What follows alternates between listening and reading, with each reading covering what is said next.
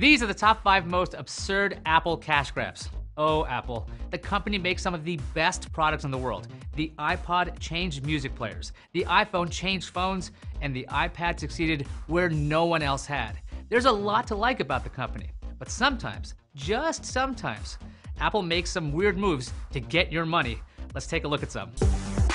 Coming in at number 5, storage. Let's talk about iCloud. Its free tier is a whopping 5 gigabytes. That's not too bad, but then you look at Google offering 3 times the storage for free. It seems like Apple gives you a little for free because they want you to move up to a paid tier. What about local storage? Let's take a look at the iPhone XS Max. To get an additional 192 gigs of space, it'll cost you $150. Hey, what does a 512 gig micro SD card cost? Let's go with this Samsung. And it's $100. Is Apple's flash storage worth so much more? Number 4, the Pro Stand. Let's look at it in all its glory. It's that slim silver thing holding up a display. Weighing in at a trim 9.5 pounds or 4.3 kilograms, with a width of 7.1 inches and a depth of 9.3 inches, the Pro Stand costs $999? What?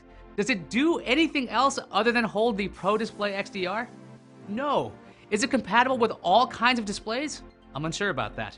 The Pro Stand costs as much as the 64 gig iPhone XS or a 64 gig 12.9 inch iPad Pro.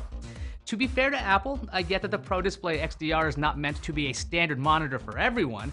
The XDR is supposed to be for professionals looking for a large, color-accurate display with a higher resolution. Should a stand for a monitor cost 20% as much as the monitor itself? Maybe. Oh, one more thing. If you want to use the Pro Display XDR without the Pro Stand, using a standard VESA monitor stand, you still need to get the $200 Apple VESA mount adapter.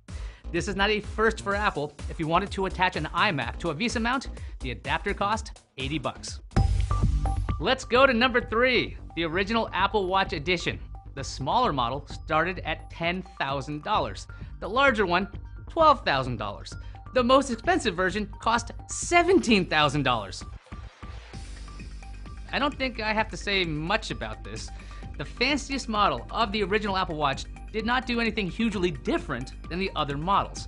Now, why would an Apple Watch cost this much? This was probably more a marketing thing. Luxury watches can be crazy expensive. A quick search showed a gold Rolex Day-Date 40 was just $34,850. So maybe Apple wanted to show the watch world that it is playing in the luxury league. If you still want to pay lots extra for an Apple Watch, check out the Hermes models. Coming in at number 2, Dongle City. Apple products have always had an eye to the future. The iMac G3 dropped the floppy disk drive in favor of a CD-ROM drive. Apple jettisoned FireWire in favor of USB 2.0. Okay, so far we all survived that. Now we're at USB-C. It's clearly the future, but come on. This is a picture of my desk at work. We've got power, a dock that lets me hook up a USB-A mouse, and a USB-A hub.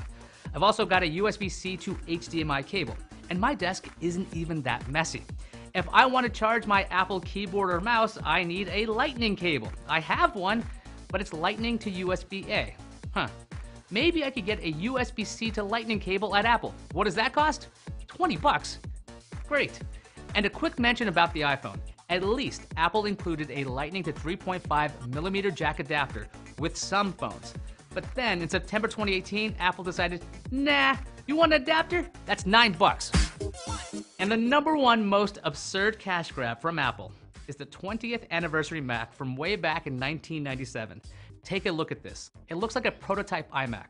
The 20th anniversary Mac featured a 12.1-inch LCD panel, a CD-ROM drive, a floppy disk drive, a 2 gigabyte hard drive, and a maximum of 128 megabytes of RAM.